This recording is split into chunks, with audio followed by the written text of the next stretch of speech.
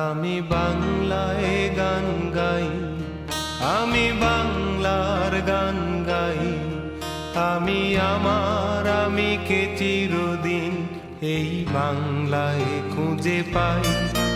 আমি বাংলায় গান গাই, আমি বাংলার গান গাই, আমি আমার আমিকে চিরদিন এই বাংলায় খুঁজে পাই।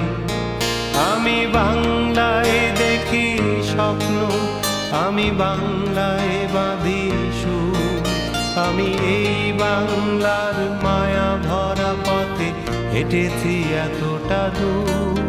ইসলাম, হ্যাঁ, মোহাম্মদ নুরুল ইসলাম। নুরুল ইসলাম, পিতার মৃত জৈনুদ্দিন, গ্রাম কানুহারি, পোস্ট অফিস বাট্টাবাটপাড়া, থানা তারাকান্দা, উপজেলা ফুলপুর, জেলা ময়মনসিংহ।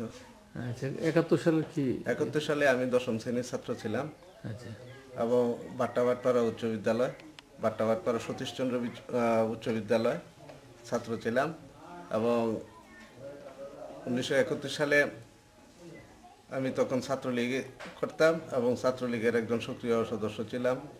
এবং আমাদের ওই প্রতিষ্ঠানে উচ্চ বিদ্যালয়ের তৎকালীন ছাত্রনেতা ফজলু ভাই, তারপরে আব্দুল মজিদ সাহেব সহ আরও বিভিন্ন ছাত্র নেতৃবৃন্দ এসে আমাদেরকে স্বাধীনতা যুদ্ধের জন্য উদ্বুদ্ধ করে। এবং সেই উদ্বুদ্ধ থাকাকালীন অবস্থায়, মুক্তিযুদ্ধ চলাকালীন অবস্থায় আমাদের এই 13 নম্বর ডাকুয়া ইউনিয়নের কুশিয়াদারা গ্রামে যে ট্রেনিং সেন্টার হয়, তৎকালীন মুক্তিযুদ্ধ কমান্ডার ছিল ননীগোপাল বাবু, ননীগোপাল বণিক, তার পণ্ডিত বাবু ননীগোপাল পণ্ডিত, এবং তার সহকারী হিসাবে পরিচালনা ছিল বকুল খন্দকার বকুল সাহেব, এবং আরেকজন ছিল এই কাশিম। ওইখানে ছিলাম। এবং অপারেশন কোনটাতে গেছে? অপারেশন ওই তারাকান্দার এলাকায় যে সমস্ত অপারেশন হয়েছে তার মধ্যে সক্রিয়ভাবে বারুইপাড়া, নৈহাটি ওই এলাকায়, কাশীগঞ্জ, কিছা সহ আলী হোসেন তালুকদার সাহেব এবং রনুবাবু, ওই আলাউদ্দিন সরকার, দিলু সিং, মুয়াজ্জম সাহেব, মুক্তিযোদ্ধা আমাদের এলাকার আরও ছিল আলাল তালুকদার, মান্নান সাহেব, তাদের সক্রিয়, তারা ইন্ডিয়া ট্রেনার মুক্তিযোদ্ধা, এবং তাদের সাথে সার্বক্ষণিকভাবে সহযোগিতা করেছি, খাওয়া দাওয়া সহ এবং বিভিন্ন সহযোগিতায়।